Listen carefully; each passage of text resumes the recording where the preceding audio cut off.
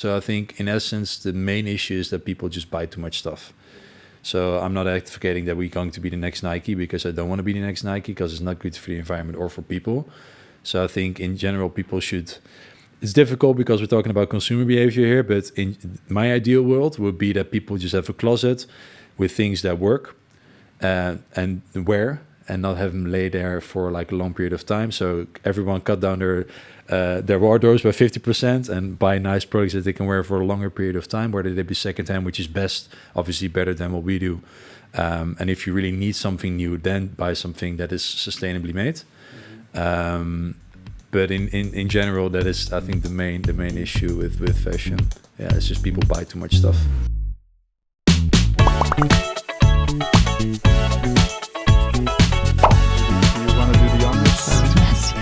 Okay, my camera. Whew.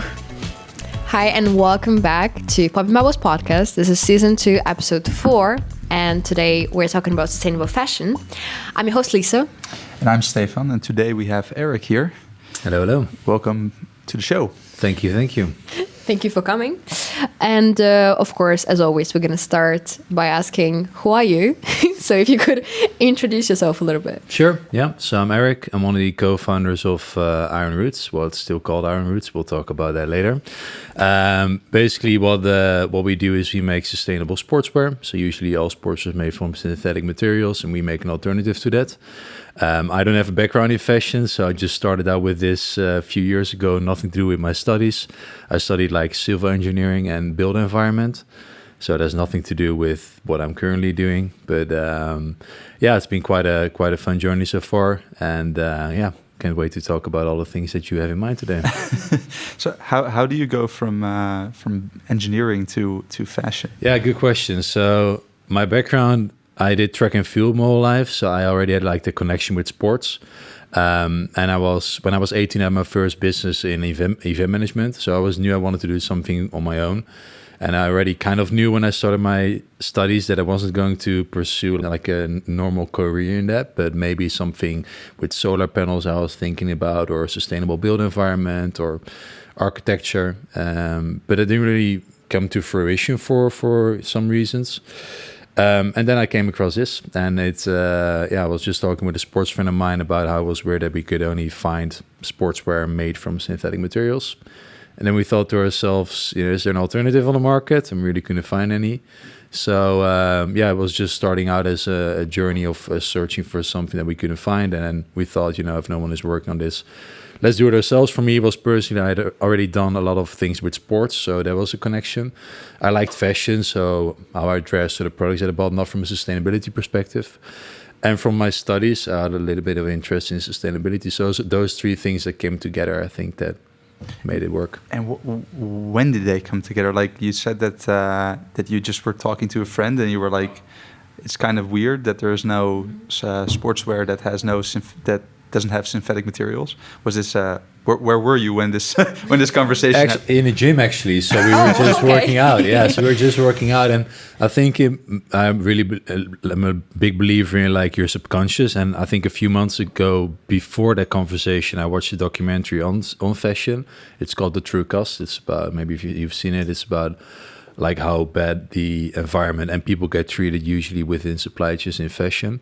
So that kind of stuck to me in my mind, and I think that came together with a conversation I had with my friend, and it was like, we want to look for a brand that does something different. We couldn't find any in sportswear, so then that came to fruition after that. So kind of interesting, but he was just a sporting friend of mine when it started out, and now we've been together like a marriage almost, right? For like 6 years almost. So yeah. Crazy.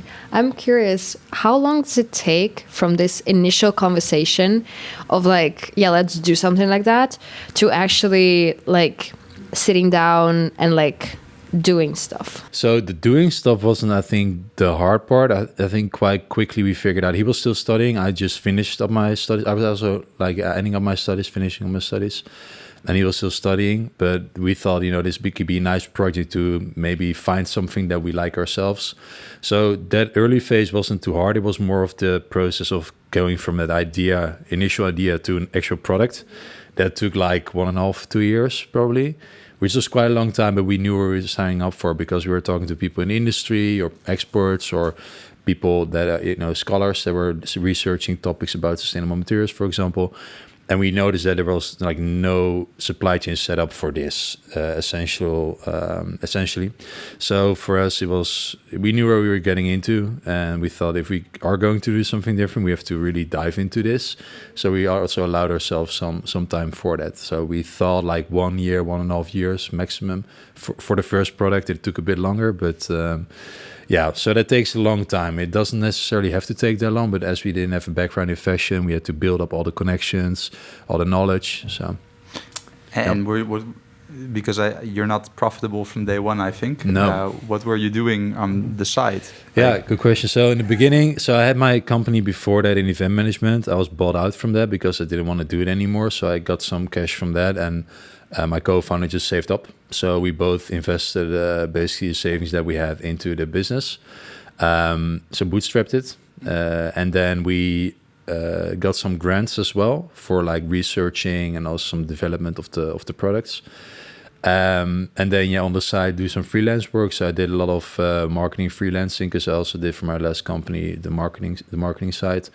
So I did that for some sustainable businesses because I wanted to have that connection still with the industry. Not necessarily fashion, but more sustainability in a broader sense. So yeah, that's just surviving, I guess. Yeah, and still, right after like 5 years, we're finally getting like our own like legit salaries out of it, like soon. So that just takes a lot of investment and time, and it's not necessarily the right approach because you can also get an investor on board and you can start paying yourself earlier. But for us, if didn't feel like a need for it, we were like, if it's more of an organic growth, we're fine with that as well. So yeah, because were you then working before the first product came out?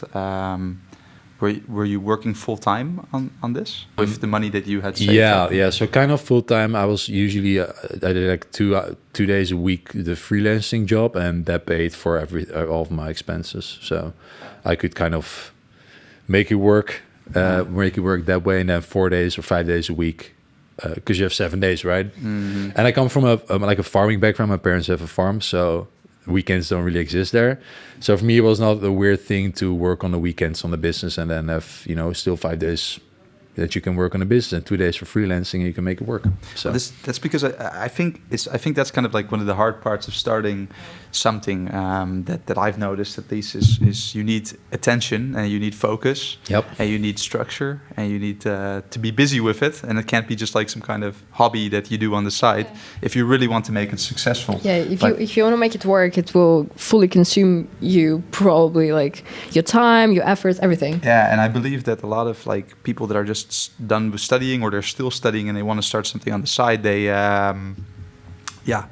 don't have the funds or the focus to be able to do this full time. So that's why I was curious, like how you did that and how you kind of like made it work, because that's always the story. Yeah, like definitely. And I think especially if people are listening who are trying to start out, I think there you can find some ways, right? Even if from your university or school, sometimes they have like entrepreneurship projects that you can join or you can get some funding through. But of course, in the beginning, if you have something like what we were doing, you need some more money, so you need to save up for that. But in the end, it's also a matter of where your priorities lie, right? If you can spend a lot of money on going traveling, but also use that money for like your business, then it's priorities, I think, in the beginning, but also in the end, it kind of really depends on what you're doing. Because if it's a really technical product, like for example, you want to build like a new charger system or something, you need a lot of money, right? You're not going to do that without external investing. But if you want to start something that doesn't require that much money to start, there can be creative ways to get that money or get some support and figure it out that way. I think if you want something hard enough, there are some ways to find it. 100%. You just have to be really open and tell people about it. And then I found it, usually people that can help you or point you in the right direction. So, yeah. Yeah. So how, because you were saying that you funded it basically with savings from your co-founder, a little bit of money that you got from your previous business and some working on the side, but also some grants. Yep. How did you find those? Is that something you immediately started looking for when you thought this is an idea I'm going to be working on? Not necessarily, because I feel like grants should not like be the business model, right? There's a lot of companies just run on grants, which is if it's good, if it's like a really useful thing for the environment or for society, then obviously it's a good thing that we invest as a society into those ideas. But it just came about. So we have one company that does like all the grant writing for us. So they basically come to us like, hey, there's this grant, if it's kind of applicable to us, and then they write for us, and it's like a no cure, no pay. There's a lot of companies that do that, so I don't have to do the grant writing because it's really, I don't like it. It's a really hard job to do that efficiently. So in the beginning we didn't have that. We just came about in different ways that we learned about it through either networking events that people taught us about it, or talks with the municipality from people who are focused on the sustainability in business. In The Hague, for example, they helped us out with that. Some other things we did as well, I forgot to mention, was like startup competitions in the beginning. So there's a lot of competitions throughout the Netherlands that you can join, and actually some of them also give you money if you win. So we were lucky to win a few and also get some cash from that to build on the business. And on top of that, we also financing. We did also through crowdfunding campaigns. So we did two crowdfunding campaigns as well. And through all those different meanings of getting funding, we made it work, kind of. And it's still not like we're usually profitable. It's still a struggle because the market is hugely competitive, and it's hardware, right? You make products, so it's always investing into new products. But in the end, if you don't have money, you become creative, I think. So then you have to look for other ways to get that going, which is not an easy job for sure, but it's also a lot of fun, I think, right? Because if you give someone just an infinite bag of money, it's not that fun to search for opportunities to get going, I feel like. But that's just how I've experienced it. That's the entrepreneurial spirit then. Exactly. Yeah, Being creative. maybe it is. Yeah. You mentioned like being creative, and what would you say, since starting this whole journey with entrepreneurship, what would you say have you learned about yourself? I mean, I think a lot of things I learned quite early on about myself.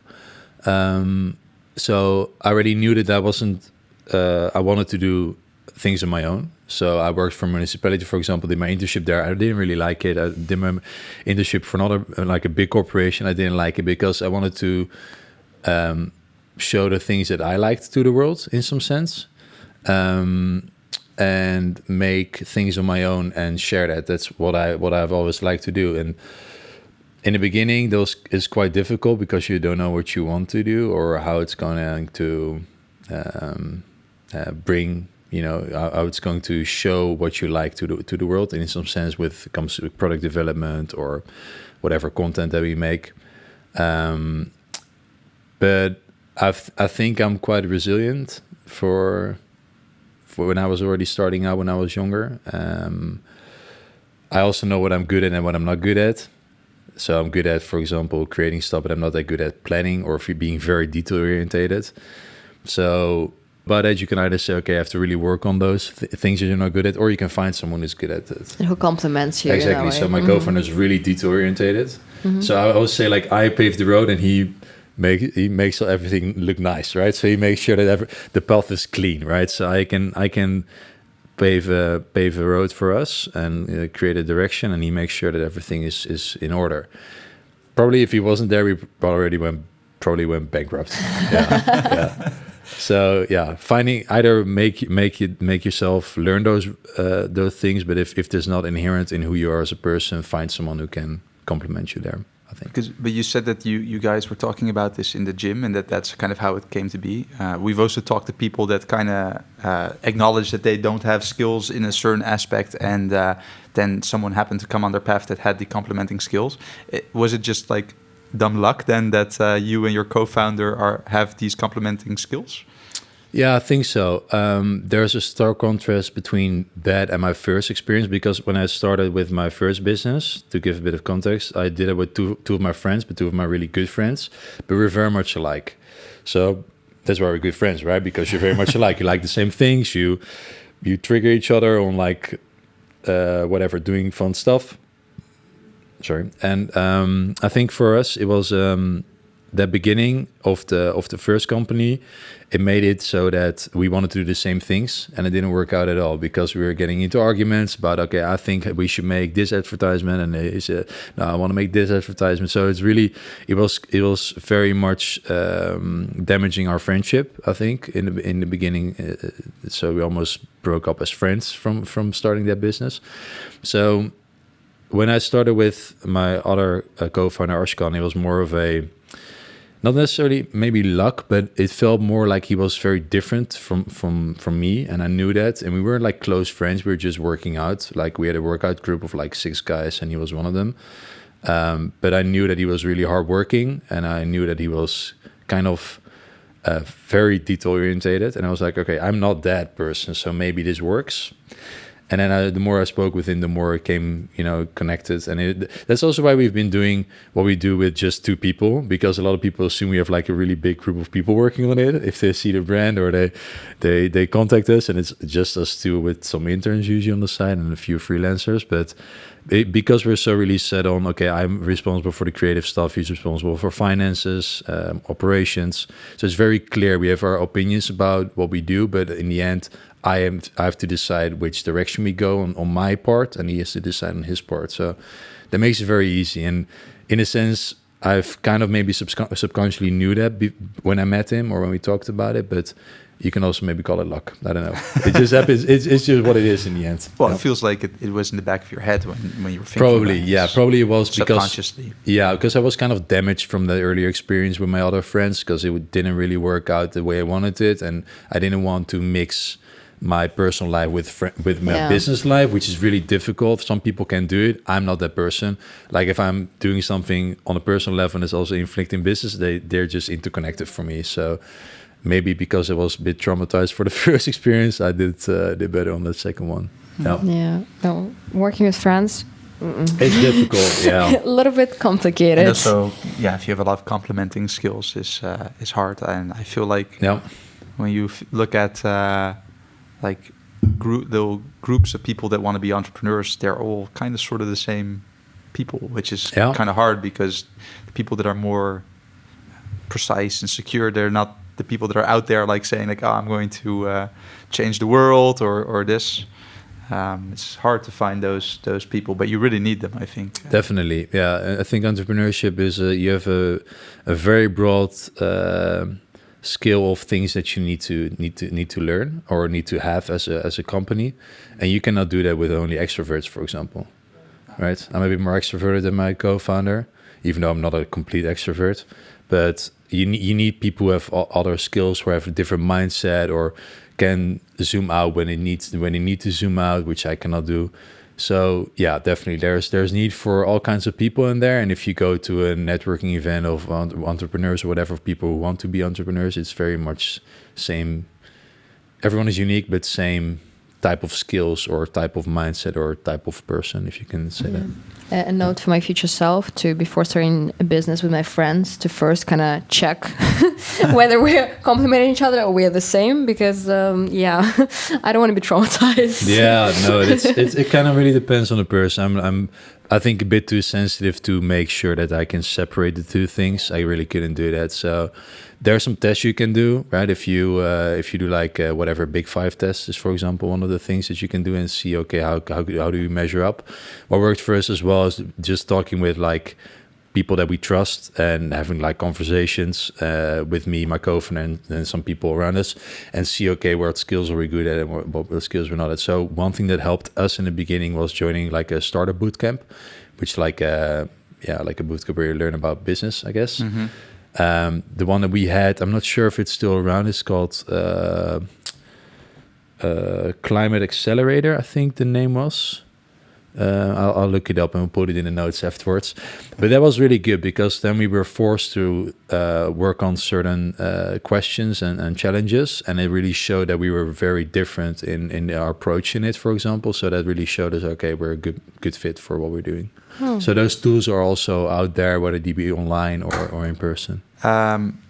So you're in the gym. You decide you come to this conclusion that there are no sports clothing without any synthetic materials, Yep. and you're like, okay, I'm going to start doing that. How can you walk me through that first year? Like, how do you do that? Is like, okay, we're going to meet up every week, or we're going to right away go over to the Chamber of Commerce and write in and make a business out of it? Yeah. Because you also mentioned there was no supply chain, so I'm like just thinking about it, going out there and trying to set up a supply chain for that sounds a little crazy to me. Yeah, so it's not necessarily like maybe over exaggerated there. It's not like a complete supply chain. It's just if you go to a factory and say, okay, I want this, they're not able to make it without like creating custom stuff for you. So we knew that from the beginning. And yeah, how we set it up. So internally it was at least like, I think when we start like twice a week, we just go to my parents' place or his parents' place and just sit there and research stuff, like creating some outlines, okay, a timeline. If we want to make a product in like 2 years or 1.5 years, what do we need before that? How long does production take? What is production even?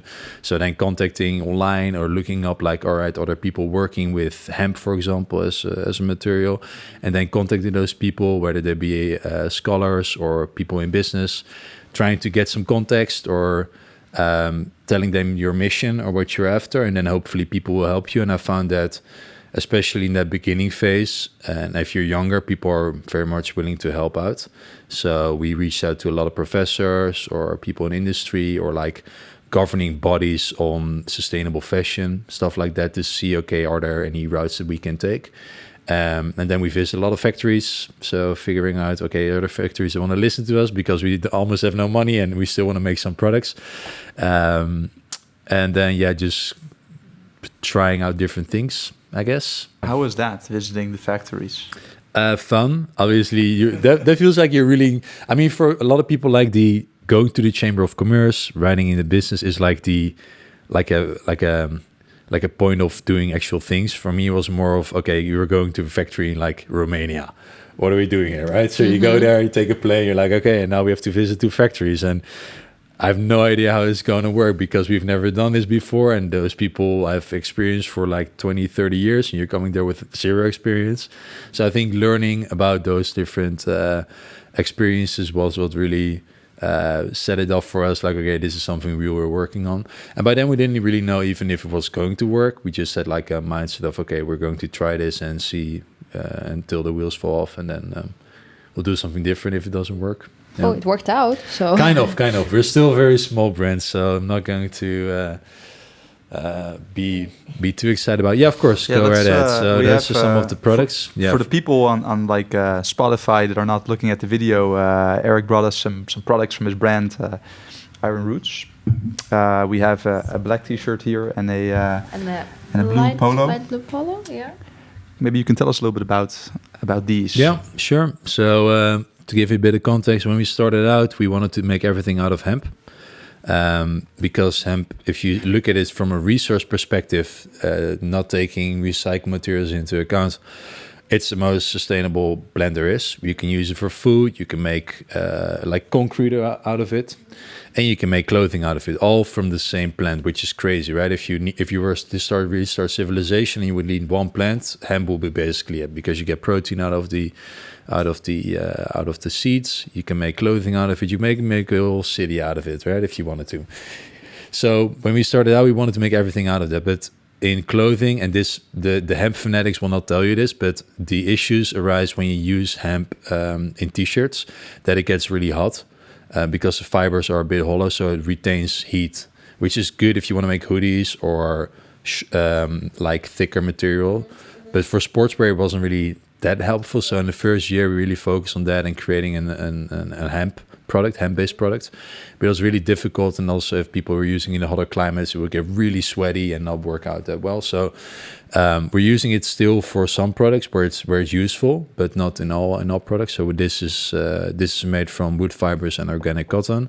There are many materials that can be used, but in sportswear, usually synthetics are used because they are quite light. If you use them in sportswear, quite cheap to make as well. You can make, if you go to Asia, you want to buy a T-shirt there, and you can use it for €1 or €2. You can get like a blank T-shirt made from polyester, and the resources that we use are quite more expensive, but the advantages that we have, for example, is they don't smell. So what I noticed with my track and field clothing is they were really smell really, really bad, and the smell would not get out of it. So I had to buy new T-shirts all the time. Just throw them away, yeah. Yeah, and it gets static on your skin. I already had an issue with that because I was running, and then with like the friction, you get like static electricity in your skin. Doesn't necessarily mean it decreased performance. There's no I think no good research that shows that. It's just annoying, and it doesn't feel comfortable on your skin. So it also can create rashes. So for us, that is an advantage. But with polyester, for example, it has better water management. So you do sweat more on our stuff. But yeah, it's just a matter of what. Balancing it out. Yeah, also, balance it out. It's not like choose your poison, but more of you have like 10 things that you want to have in sportswear when it comes to performance, and our stuff is better in some things, and synthetics are better in some things, and it's just whatever you prefer. Yeah, no, I'm preparing for a marathon now, which I made my whole personality about it now. Yeah, so of course. No, but I was just because I was like touching the T-shirt, and I get what you're talking about. How it's like the usual sport clothing is lighter and it's like it has a very different feel. Yep. But I also feel like sometimes, I don't know, when I sometimes touch like a T-shirt or like a top, I'm like, it feels off to me. Yeah. I'm like, and yes, it's light, but at the same time, I'm like, something is really off here. Yeah. Every year I do this football tournament with some of my friends, and I won't go too much into detail, but there's a picture of my face on the front of the T-shirt. Nice. Amazing. But we get it produced very cheap because obviously like it's a one-time use, and then it becomes kind of like a relic that you store somewhere. But like, oh my God, like you run in it and it's like it sticks. It's awful. Yeah. Awful. No, but and not sustainable. I should not have said that here, but it's all good. It's all good. No one is perfect, and that's also something I think that we want to out as a company is like everyone is trying to do their best, but no one is going to be perfect, right? Yeah, no, because I know for myself, I'll probably something like that. I would be able to train in it, but if I were to run a race, I would probably not wear it because I still feel like it's just heavier a little bit. Yeah. And when you're like, and you're kilometer 30, you're like, I just want to be as light as possible. I don't care I don't care about how it feels on me. I just need to be done with it. But because we talked before about the iron roots. First of all, why iron roots? Yeah, good question. So when we started out, we wanted to have something to do with nature, but also with technology, because we're like, okay, if we want to use natural materials, we kind of need like a technical approach to make performance wear, right? So that's where the brainstorming came in. So we just said, okay, something from nature, roots, something from like technology, or something more like not necessarily catchy, but more focused on like roughness or determination, strength. So that's where iron came from. So we just put two together. Looking back at it, it's not the strongest name there is. Some people really like it. Some people don't like it, especially if you don't speak English that well. It's a difficult name. So that's where it came about. And so touching on that, we're going to change the name actually, but maybe we talk about that later. And talking about the marathon thing, the products that we have are not necessarily useful for marathons. Even if there are some people who run it. We had one guy like this summer who ran like an ultra marathon in our products, like 100K. Yeah. And I was like, I mean, you can, but it's Respect. It's not like our products are optimized for that. It's more of we're using it for training. People like it for CrossFit, fitness, some running, but not necessarily like long-term sweating. Yeah. So that's where we also have to be honest to people. Like if you're going to run a marathon, probably better off if you really care about like the weight and stuff with synthetics. Yeah. That's just the way it is. Yeah. And it probably always will be. But yeah, if you look back in the history, like before 1980, everything was made from cotton, right? Even people running marathons back then, cotton. So it's also like a very interesting like social or thought experiment. Like, okay, if people are kind of conditioned that plastic or like synthetic materials are the way to go, back then it wasn't, right? And the little bit of a weight difference, obviously it's mentally it also makes it, but it doesn't really change that much in the performance. Yeah. Right. So that's a very interesting like thought experiment there. And that's also what we have to be honest to people who want to run marathons in it. Like, I mean, you're better off buying some other stuff. And what about like aesthetics? Like, I feel like aesthetics have become very important. Oh, 100%. I was listening to a podcast the other day that talked about the whole movement of females doing yoga and having this whole, and not only wearing the like yoga style in the like rooms where they actually train, but also putting it outside and like wearing it outside. And it was like how it's a whole movement. And now I think at some point, like a few years ago, it was like the wearing sport clothes outside, which are cute. Yeah, but like isn't Lululemon just like an entire cult? Oh my God! Do not get me started. I have my opinions there. I mean, how are you finding that within? Yeah, good question. I think we've kind of grown into that as well. I think in general, sustainability is good, but it's not going to make people buy the products, right? In the end, if you're going to a gym, you also want to look good, right? It's same as if you go to a party, you want to look good. You're not going to buy something because it's just sustainable, because sustainability doesn't equal expressing yourself or a way of fashion, right? So I think for us, it's an integral part of sustainability, and there's not a lot of brands that are more sustainable or like do more sustainable practices than what we do. But in the end, it has to be focused on design as well and functionality. So the products have to look good. And in the end, it's just a matter of taste, I think. But we just make products that we would wear. And then usually that works out, I guess. But it's very important. And people forget it, because a lot of sustainable brands, they go bankrupt because they cannot...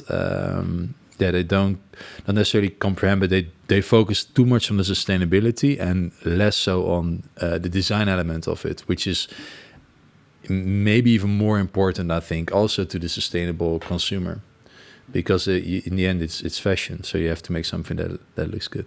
Yeah. Just to loop back a little bit, while you were starting this, it starts with an idea. Yeah. Like you told us a bit about your background in how you find sustainability important, and how your clothes got odors that you could not wash out, and that you wanted to make something out of natural fibers. I mean, you get the idea, and then you have to actually start. And you said you didn't have a background in fashion. So like along the road, you've been doing this for 6 years now, right? Yeah. Like what were like the major discoveries? What were like big points in the journey that you were like that really changed you or were insightful? That's a good one. Yeah, I think take a second to think. You don't have to respond right away. No, I think there's plenty of times where it's like it was kind of set things in motion for me. Keep in mind, if you're working on it, it's a lot of like slow incremental steps. That's also what with our next brand name, more of the focus is going to be on. We call it natural progression, which is like a slow process towards something better. And I think that's also what we've done with the brand since the beginning. It was really like small steps or small insights that gave it the purpose that it had, that it has still. But some things notable were, for example, with the hemp. So we started out with that. And we thought, this is the solution, and we're going to force this onto everything that we make. So we made a lot of T-shirts, sent them out all over the world to like ambassadors or people that like the idea, and try to tell them like, hey, test this out, and you can see if you like it or not. But what we've noticed is that we got feedback from those people who are like, yeah, but I'm not going to wear this outside if it's 30 degrees because it's not going to work out.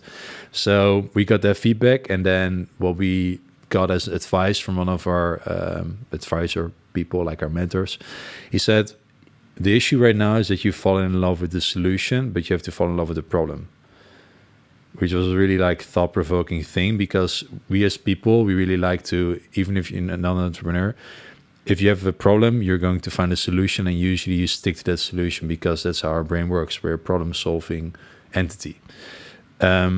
But if you really look at the core, you're solving a problem. And if you can touch on that problem and really make it about that problem, then it opens up a whole different discussion. Because if you say, okay, we have a solution and you're trying to force it on people, it might not be the best solution for the problem that you're trying to solve. So looking at it from a different perspective, we were like, all right, what are we actually solving? We're solving the synthetics part, and that products are not made ethically and sustainably right now. So why do we force this new material if you can also look at it from another perspective and focus on the problem that we're solving, not the solution? So that was really interesting. I think that was maybe the major pivoting moment for us to say, okay, we're focusing more on just creating stuff that actually works and not just on the hemp. But we could have also chosen to just focus on hemp, and it probably wouldn't have worked out. So that's one piece of advice I can give for people who are starting out. And it's difficult, right? There's a lot of startups who have a solution for no problem, right? They make something and you're like, oh, this is a cool idea, but does it actually solve a problem? That is, I think why a lot of ideas fail is because they don't serve a good problem. That should be integral to starting something, is what is the actual thing that you're trying to pick away or trying to solve. So that might be one of the things. And how long did it take for you to arrive at this pivoting point? Like a year, probably. Just because up to that year we didn't have any products, so then we had our first products and then we put it out in the world. And I already had my doubts on the performance of the materials, because I was using them myself and I was like, all right, this feels nice, but not that nice. I'm not sure if people are going to like this. And then it came back like a year later. So in the beginning I thought, oh shit, I wasted a year. But in the end, it's just a learning process, right? As with everything, but especially in starting a business. Yeah. And I saw a piece of research on your website about hemp and the benefits of hemp. Like, what was it that made you fall in love with the solution of hemp? Yeah, I think, like I mentioned, it's just a great material. If you were to research society, this is like the thing that you would want.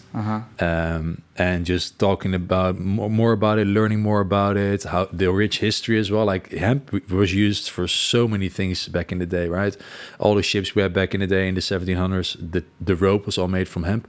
Canvas, where you paint on, canvas, cannabis is also. I have to fact check. You have to fact check me on this, but it's like. A lot of the things point to that being used there as well. The sails you can make out of hemp. So there's a lot of like rich history with using hemp as a resource for certain things in the industry. And then it got basically banished out of existence. A lot of like conspiracies about it. Why? I think. Oh, we're getting the conspiracy theories. The hemp conspiracy. Yeah, I mean, you can look at it like the issue like with hemp is related to cannabis, right? It's the same. I always say like this: you have dogs. You have a Chihuahua and a German Shepherd. They're both dogs, but very different. So with hemp, you have like 1,000 different types of plants, different of seeds, and some of them you can use to smoke. Right, we're in Amsterdam right now, so you'll see that type around here. But a lot of the plants, they have really little THC, so you cannot use them to smoke. So you can try, but you just get a headache. There's no like contents that get you like the psychedelic high that you want from weed. You call it weed. So the issue is it got all cut under the same thing. And then back in the day, like 1930s in the US, they had a really big campaign against marijuana. There's also all types of kind of racist things about it as well. And you have this guy, Harry Ansling. This is really interesting for people to look up, but you have this guy, Harry Ansling. He was responsible for the drooglegging. What is it in English? Like the prohibition. Prohibition of alcohol. Yeah. So that didn't work out. And they had like a whole ministry of prohibition basically in the US. And they had to find a new scapegoat. Otherwise, the ministry would be demolished. So then they focused on marijuana. I said like, oh, if you're smoking, people are going to rape women and stuff like that. It's fucking crazy what they did to it. But then the issue is people also say like, okay, you have also paper interests there because you have a big corporation that was owned by a guy who had like major paper mills, and hemp was also used for paper. So it was also like, okay, it really benefited some people in the US. And then those rules basically got blown over to Europe as well. So we got hemp prohibited here as well, just because cannabis had negative connotations. And I mean, if people smoke weed, they're not gonna rape people. They're just gonna chill out and eat, is what I've noticed, right? So, but a negative connotation really made hemp get to the back of the line of materials to use, and whether it be because of business interest or just because people didn't know any better, that's up for grabs, and people can look at it themselves what they think. But the main thing is that hemp didn't revolutionize or didn't go through an industrial revolution after the 1930s because it was just prohibited. You cannot grow it anymore, and there were so many hemp farms that got out of that because of that. And then later on they discovered, okay, there's a lot of hemp that you cannot smoke, so why not use that and make that legal again? And now they could then test the hemp contents for THC, and then they could say, all right, we have some plants that we can use for that have actually a purpose again, for food or for medicine or for clothing, and then they made it legal again to use certain types. So if you go to Groningen, for example, in the Netherlands in the summer, they have hemp, but it's not the smokable version. So for a lot of people who come, are like, oh, of course, the Dutch grow hemp in the wild, or weed, but it's actually hemp. So it's really interesting if you go there for the first, like, oh my God, it's a full weed, like a field full with weed, but it's actually just industrial hemp. Oh wow. Yeah, and there's so many things to talk about that, and also the word hennep. We use hennep in Dutch to talk about both, which is really interesting. Hennepplantage. Right, it's hemp. It's not the same, but you still use it. So there's a lot of demonizing a material that's really nice. You can use it for plastic, or we can talk about it for days. So sorry about my little derailment there, but it's really interesting to look at the history of the material itself. Yeah. Sorry, I'm fascinated. I just got a whole history lesson, and I'm like, whoa. But okay, let's come back to Iron Roots, because I would love to listen about that as well for a while, but otherwise we're going to be sitting here. Maybe another podcast, yeah. No, but coming back to Iron Roots, so you mentioned the change of the name. Yeah.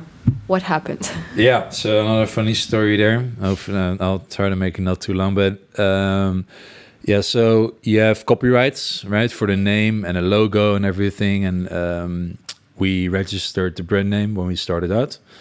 And basically what happened almost a year ago is that we got sued by a company, got basically like a cease and desist letter of, I'm not going to name the company, it's quite a big corporation, people can draw out the lines themselves in that direction, but basically it told us like, okay, if you don't quit, then we're going to sue you and withdraw your copyrights on the name itself. So then you can do two things, or you go against it, but obviously we don't have the financial means to go into a 2-year legal battle, or you change the name. So basically that's how it ended up where it did. So we had to make a difficult decision there, because especially in the beginning phase, you don't know what you're up against. And you think, all right, if I continue, are they going to be able to sue me? Or so that was really not a good situation for us to be in either way, because we built up the brand. And now you have to switch, or you go against it, but then you might go bankrupt because you have all the legal fees. You might win, but if it takes 2 years and you have to have all the legal fees paid beforehand, you might go bankrupt. That's the and not necessarily sustainability. This is business in general, right? A big corporation bullying a smaller corporation that they feel threatened by is just happening all the time. And we got a nice smack in the face for that as well. So we're switching the name. I'm not going to tell the name yet. We're in like 3 weeks from now. We're going to launch a new brand name. Exclusive. No, sorry. No, you can tell us, and we're going to like bleep it. Bleep it out. It is. No, but it was a logo. It was a name issue. Name. Logo is different copyrights. It's already usually protected on the different laws as well. So if you create something like a design, it's different than just words or names. Yeah. So we can still use the logo, which is quite nice. So we still have some heritage from the older brand woven into the new brand, but it was just a name thing.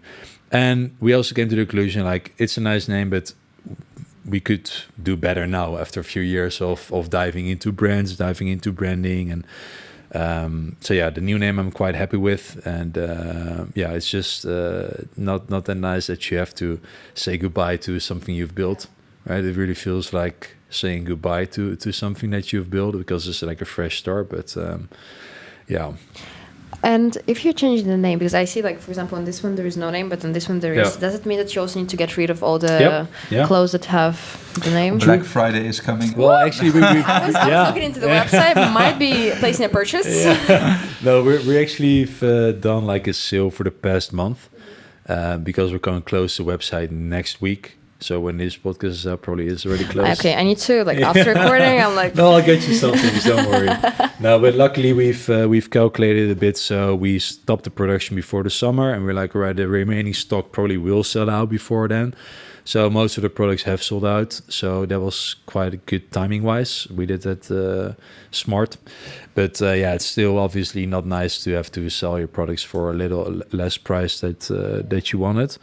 But yeah, you have to get rid of everything. So that's not a fun thing to do. And so on the topic of like sustainable fashion, like you started 6 years ago. Yep. You said there was nothing there.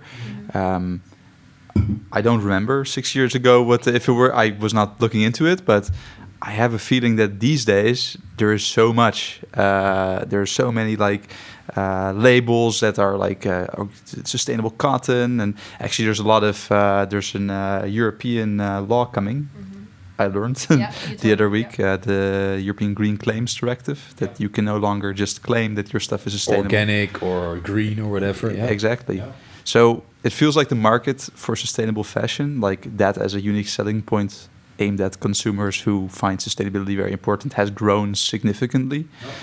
Like, what is the market like currently? How are you experiencing that? Good to have a little revision on my earlier statement. It was just sportswear that I was talking about. So 6 years ago, there was already a lot of brands who paved way in sustainability in other parts. Okay. So there was whatever recycled cotton, organic cotton, some materials that we wanted to use were used in regular fashion, but it was just sportswear that was not really like engaging in this type of activity. Right. For some weird reason, because with sustainable fashion 6 years, 7 years ago, there were already a few like big brands working on it, but with sportswear it was kind of a separate thing, right? If you talk to people and you say your sportswear is made from plastic, you're like, oh man, what do you mean? Like, still a lot of people come to us like, oh, I didn't know I was wearing plastic, because it's like separated in some weird sense from regular fashion. Yeah, you're right. There's been a growth, I think, for people who are interested in it, but also I think a decline in some sense for things that we do because people are very skeptical. That's why the Green Claims Directive is also a good thing, because every brand claims something with sustainability now. You cannot start something without having a little thing on the website where it says sustainability. And because it's such a difficult topic, because you're talking about a polo or a t-shirt, but there's so much going on behind the scenes. What dyes you're using, what chemicals, how are the products how are the resources being made, how are you transporting everything, how are you making putting everything together, are people paid well or not, what are the finishes going on those products. So there's so much things that go on in the supply chain, and brands, a lot of like fast fashion brands, just pick out one thing, like, oh, we make it in Portugal, so it's good, or oh, we use organic cotton, so it's good, but they only use it like 5% of their total products. Or for organic cotton is also a nice rabbit hole to dive into, but organic cotton as a label is not protected, so you can have some like shady third party audit on your cotton and say it's organic. So if people are wanting to buy organic cotton, the only thing that really, really works is GOTS, Gold Certified Organic Cotton. That's the only one that I found that's like strict on their rules on what is organic and what's not. So there's a whole rabbit hole there where you can call something organic when it's not really organic. Sorry, I'm lost in the question. What were we talking about? It's just basically what is the market doing, because there's so much sustainable, and everyone is claiming it. Yeah, and also I think not even on the organic material side of it thing, but even like recycled plastic into rPET. Another fun rabbit hole to dive into. Yeah. So that's really, especially if you have like a good deposit system for plastic bottles, it's the stupidest thing ever. Right, you have a nice system, it works. Why do we want to take materials out of that for another purpose that you're probably not going to recycle afterwards? So you have a loop for the plastic bottles. You take the rPET out of it to recycle PET, and you make clothing out of it. But then you usually mix that with other materials, and when you mix it, you make, instead of a mono material, you make a blend, and the blends are very difficult to recycle. So you get the rPET clothing, which is usually mixed with cotton to make it softer, or with elastan to make it stretch, whatever. Those are not going to be recycled anymore. You cannot find a plastic to plastic recycled t-shirt right now. All the plastic recycled t-shirts are just rPET. So it's a circular, but not really. It's like part of it is. No, it actually diminishes circularity, in my opinion, because unless you are recycling those t-shirts back into t-shirts again, you're just moving the problem to another place, because we're not going to use any less plastic bottles, especially in some countries. You need more virgin plastic bottles because you're taking out of the deposit system. It's the craziest thing ever, right? I If mean, you use waste, obviously that's good. But if you use it from a deposit system in a country that works well, why do that? That doesn't make any sense. You're just moving it, and you're making the clothing not being able to be recycled anymore.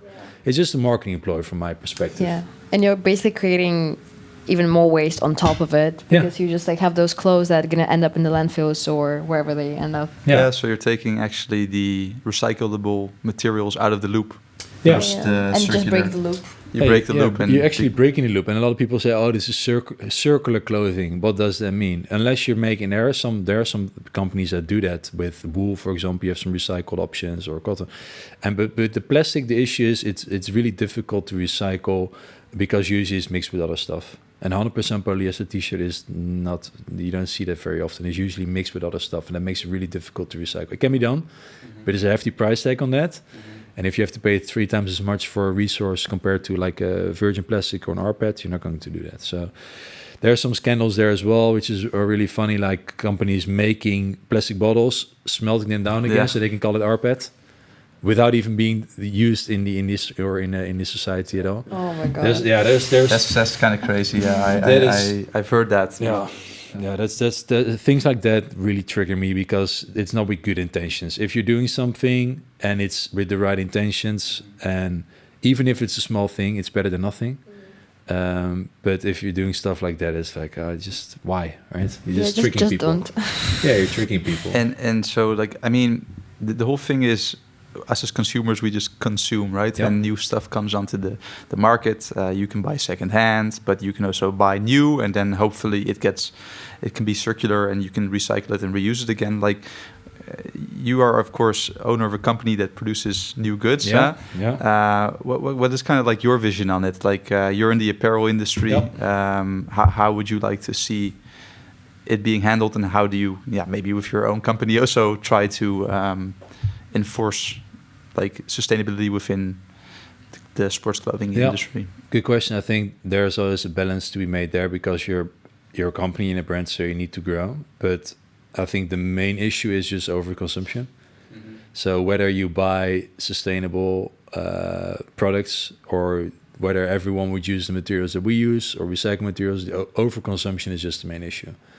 And we also try to preach it to people, like if you buy a product, that's also why our designs are very timeless. If you buy something, I want you to wear it for as long as possible and not leave it in the closet and then buy 3 other t-shirts.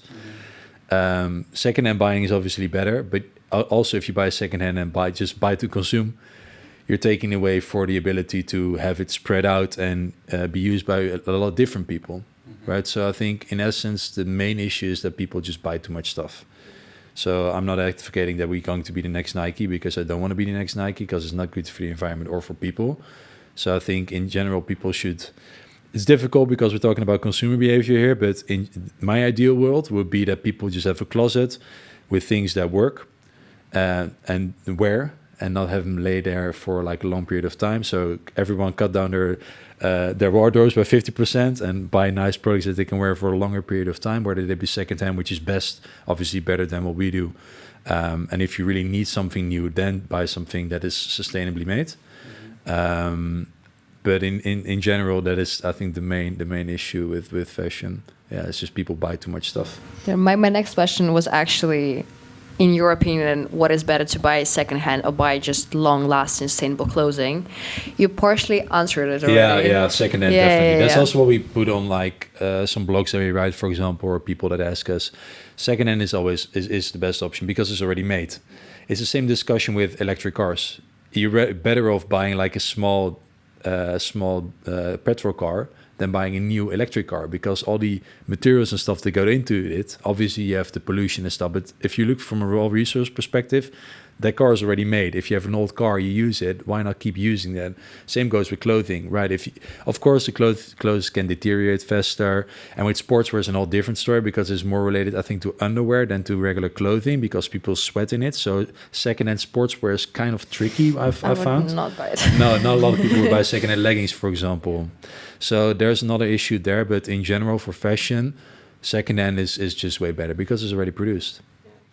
Are your products recyclable? Yeah, they are. The main issue with the materials that we have right now is that the main issue with recycling in general is you would like mechanical recycling. That is the best option that there is. But post-consumer, so products that have been used by people, recycling that into new materials is very difficult to do mechanically. With mechanical recycling, what you do is you have fibers here, for example, they're like 5 centimeters. You shred them, so they become 2 centimeters. So you cannot make 100% recycled cotton t-shirt out of this, because mechanically recycling means that you shred the fiber, so it will just fall apart faster, which is also not sustainable if you have broken products, right? So you can use contents for cotton right now up to like 40-50% maximum mechanically recycled, and above that the products get worse in quality, or they just fall apart, or it's not being able to make by a factory. So mechanical recycling is one option, but then you have chemical recycling, which is basically using enzymes or any chemicals. Chemicals also get a bad rap. I mean, salt is also a chemical, right? So it's difficult to put them all on one point, but enzymes, for example, you can break down the products again and make new ones out of it.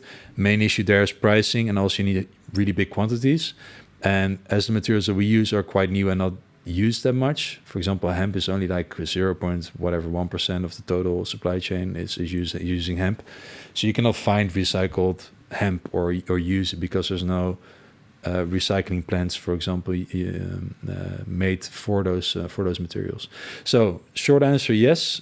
Now, no. So what we do is we say, okay, you can wear the products as long as you want, and if they're worn out, just give them back to us, and if there's a way, we'll recycle them if need be. But it's not possible right now. So you have like a collection service. Yeah. So people can just send it back, and they get a discount for their next order, and we'll arrange everything for that. I mean, because that's kind of the thing, right? Like, also, if it just gets thrown away in a wrong way, then it still ends up in the landfill, even if you don't want it to. Yeah, I mean, this does biodegrade. So if you throw it in a landfill, it does you can put it in the soil and it'll degrade, but you don't want to have that happening.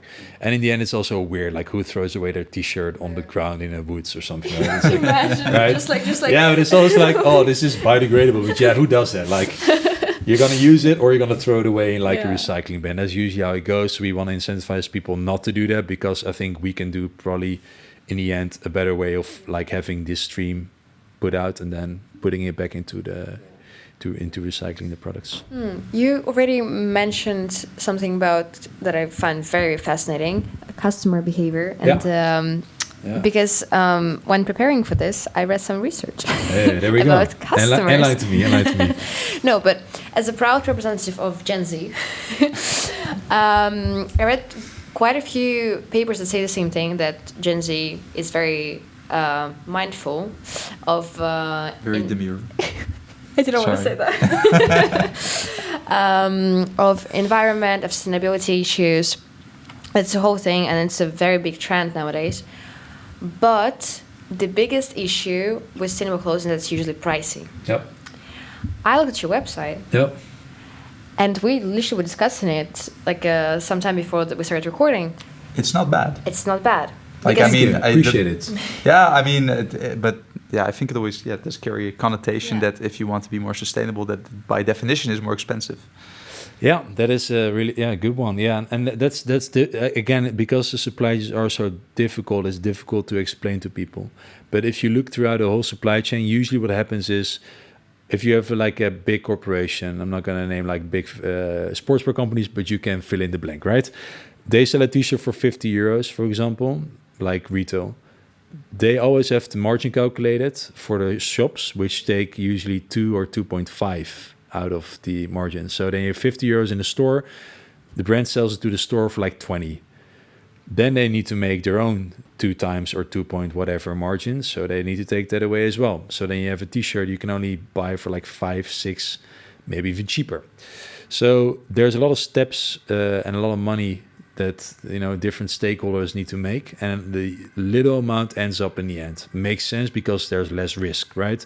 The higher up in the chain, the more risk. If the store doesn't sell, they're fucked because they don't sell it, they don't have the money. So it's a risk involvement, and that's an issue where a lot of people or a lot of companies say, oh yeah, we need to pay everyone more in the supply chain, of course, but there's also an issue of risk there, right? The farmer doesn't have the most risk because he just has to sell the cotton, but the end consumer has to buy. But if you look at a supply chain, if you want to buy, for example, organic, like granite GOTS certified cotton, it's way more expensive than regular cotton. If you buy it in Europe, it's even more expensive. Then you want to produce in Europe, so you have the dyeing houses, you have the actual makers of the products. You want to do it in Europe, you have to obey by European laws. You have wages that you have to pay. So there's in these steps for us to make like a product is like 3, maybe even more, 3 to 4 times more expensive to make it here in Europe, with the whole supply chain in Europe, compared to buying in whatever Pakistan, Bangladesh, or somewhere in Asia where people are not treated usually that nicely in the supply chain, or the environment suffers, or people suffer. Yeah. Well, you had read some research on it, right? About consumer behaviors. Yeah. And there was a very interesting article. Do not remember who. I'm gonna send it to our editor so they can like attach it, so it's like reference. No, but basically.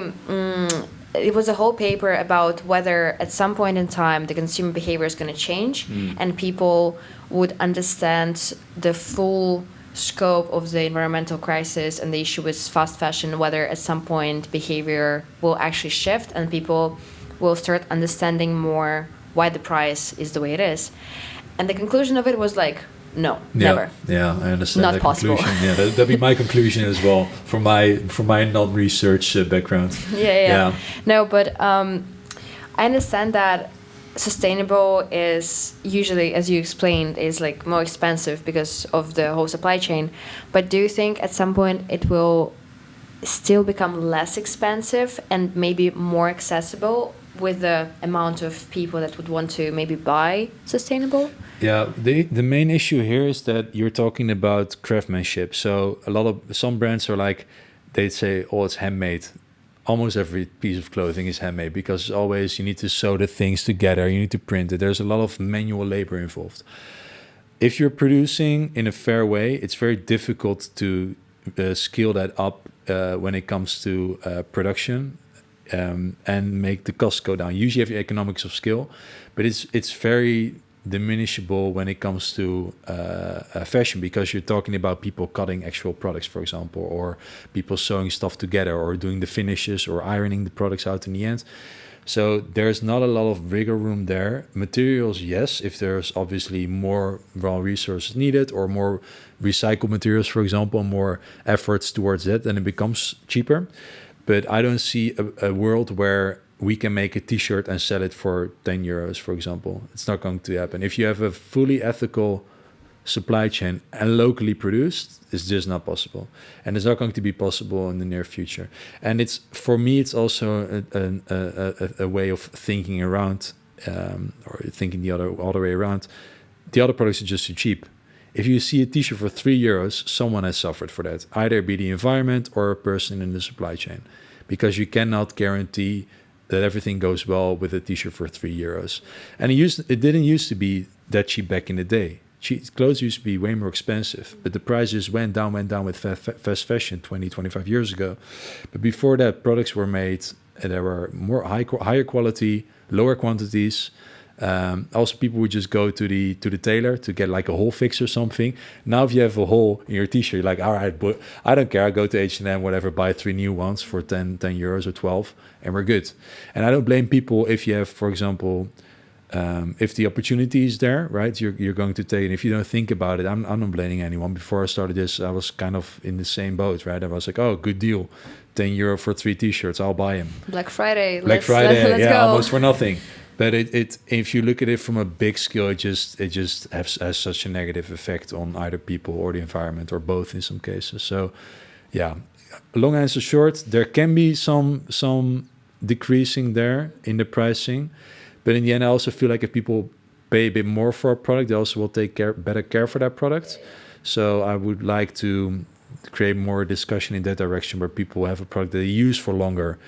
So we offer people also, in some cases, free repairs, so they can extend the product, and also we give discounts to take it back. So I want to have a move towards that direction, instead of trying to cut the costs, because if we put the factory under pressure, that's going to put the people under pressure, and that's the last thing that I want to have. It's like domino effect. Well, that's exactly. actually the last topic I wanted to discuss. Is we talked about the environmental side of things, huh? Yeah. But of course the social side is also extremely Yeah. important, and especially in the apparel industry, the social cost of producing clothes is quite Exorbitant. yeah. And how do you do that at Iron Roots? And like, not to go too much into detail about it, but of course there's all these mechanisms to prevent people not getting an adequate wage or bad working conditions. But there's also loopholes of like audits. I once heard a story of someone going to an audit, and it was like he came to the factory and there was this fresh wall that was bricked up, which was like, what's behind the wall? Oh, there's nothing there. And Just the wall. yeah, it was, I think, a different podcast I was listening to, and it was like, because there's, of course, for these auditing institutions, there's also a cost, how much you can spend on doing this audit, and yeah, sometimes it's a whole business in itself, the auditing, and therefore sometimes these audits are like, well, everything's sustainable, but that might not even tell the whole story. So how do you look on that topic, and what do you guys do? Yeah, good question. I think it's a very important one to be focused on as a brand, because you have a responsibility, right? We don't have people like a big team on our payroll, but the people in the supply chain kind of depend on us as well, right? To be paid, or their livelihoods kind of depend on it, which is a really interesting way to think about it. We're also responsible for them. So with the audits, obviously there are some flaws there. I've also heard stories where you have a company that have like one factory, but it's really small, and then they outsource all the other stuff to other places down the street that are not audited at all. And then they look like, how can you make 1,000 t-shirts per day here? It's not like big enough for that. And like, oh yeah, of course we can. We just work hard. So there's a whole thing there. I think there are a few ways. I think for the main factories that we work with, we just visit them. So ourselves, we can learn about it. For the people, if they are paid well, with some auditing, they have to put like the payrolls or the checks and stuff that people get paid out, so we can kind of see that. So with some factories, we also, with our main factory, we asked about it as well. Like, can we see those? We want to see those numbers, like how much do people get paid. They were very open about it, because they also had to do it for the auditing that they have. So yeah, there's a few ways you can go to the factories. If they're quite small, like the ones we work with, you can kind of get them to be open about all the things that they do or things that need to be improved upon. And you have auditing, and then you hope for the best. I guess you can never be 100% sure, right? All you can do is do the best that you can to your ability, I think, to make sure if that works. And if you can look to the finances of a company, like how this is how much they pay their employees, then that kind of takes away. I mean, they would have to do fraud to kind of trick us there. It could happen, right? But in the end, it's also a good faith of like, hey, this is where we're going, and so hoping that it works. If I summarize it well, then as a company currently, you do kind of your own due diligence when you're also third parties. So also third parties. Yeah. So we have like a few. One is Smeta, for example. That's a certification that a factory can get if they look at their labor laws or how their holidays get treated for people, stuff like that. So we have that as a certification. But then on top of that, we just visit them themselves and see how they operate and how that works. And then, of course, in the end, everyone can bullshit their way out of things. But if you do the maximum thing to prevent that, I think that's all you can do. Yeah. So one of the last questions from us is, what is next for Iron Roots apart from changing the name? Yeah, changing the name. Next Friday. Yeah, Iron Roots, unfortunately. Yeah, it's going out the window. What is next? Yeah. I think for us, I mentioned briefly, we don't see ourselves as like a next Nike. I don't want to be that. I don't think that's good for the world if we want to be like a next behemoth of a clothing company that just churns out products. I think for us, it's we see the brand as for customers as a source of inspiration and also a way of putting more nature into people's daily lives, and inspiring them on their own journey to take on natural progression, as we've done with the brand and innovation of the products and learning over the years. So it's more of a customer-oriented side. For the business itself, we want to focus more and more on innovative stuff. That's what I really like as well doing. I like a product level. So I can give this little snippet. We're going to launch sports sock after we've launched the brand. So like in January probably. And that's going to be the first like completely plastic-free sports sock, like worldwide, which is kind of crazy because that's cool. Yeah. So we're using, I can talk about it. We're using natural rubber. So natural rubber has an elastomer. You usually have elastan that you need in socks to make them stretchy. Or you don't use it, but then it becomes like a floppy sock, so it doesn't really perform well if you have like wool or something. And we've been able to work with a company to make like a natural rubber version instead of plastic, which is really cool. So I see us also as on a product level and a business level more of like a jumping board for innovations to get to the market and show, okay, we can do something different. Right? A lot of people told us also in the beginning, like, what do you mean you're not going to use any plastic for clothing, or you're going to use this material for that? There's not a purpose for it. And I think for us, we want to show that you can do something different and also not only inspire people, but also inspire other brands or other companies to, just try something different. And if it works, then, why not expand on that? So I don't want to be an ex-Nike. I see us as a niche, innovative brand. And that's where we hope to expand in the future as well. Do you want to be the most innovative, sustainable brand in the Netherlands for? Yeah, that might be. Yeah, and for sportswear. Yeah, I think there's some brands, like for example, Mud Jeans is doing a really good job in that department when it comes to innovations with recycling, for example. But for sportswear, I think that's a achievable goal to do that. Yeah. And of course, as a business, you mentioned it very briefly. You also need to grow, and there's always this pull and tug between business mindset and maybe the sustainability mindset. Those two sometimes don't link up. What would you say, like in your ambitions for the company, is currently like the biggest challenge that you face? To be more sustainable, specifically. To be more sustainable. I think it's a technical question. So I think mainly the recycling part. Yeah, I think in the future, what we would want to have is obviously every product, all the materials get 100% recycled into new materials. I think that will be an ideal end goal for us, sustainability-wise. And that's just, not technically really viable right now to get that, especially with the volumes that we're having. So that will be really, I think, a good challenge to tackle in the coming 5, maybe 10 years.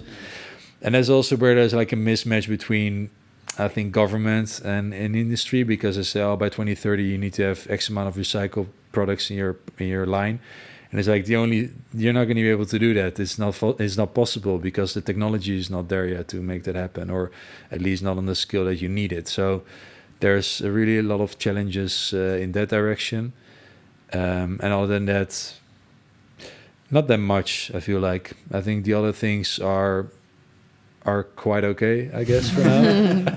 We'll talk about that in a few years. Maybe I have a different opinion then. But that's the part 2. Part 2. It's like part 2, the catch up again. Part 2. Longitudinal study. All right, that's a good part to close off on, I think. Yeah. Awesome. Yeah. Thank you so much again for joining us. It was a pleasure to have you and learn a little bit more about Iron Roots. It was Popping Bubbles podcast. Go. Popping Bubbles podcast. My name's Stefan. I'm Lisa. This is Erik. Hello. Thank you for watching or listening. Yes, we'll see you next time. Follow, share, like. Check out Iron Roots for as long as they still exist. Maybe done after the podcast. But, anyway, link in the description. Yeah.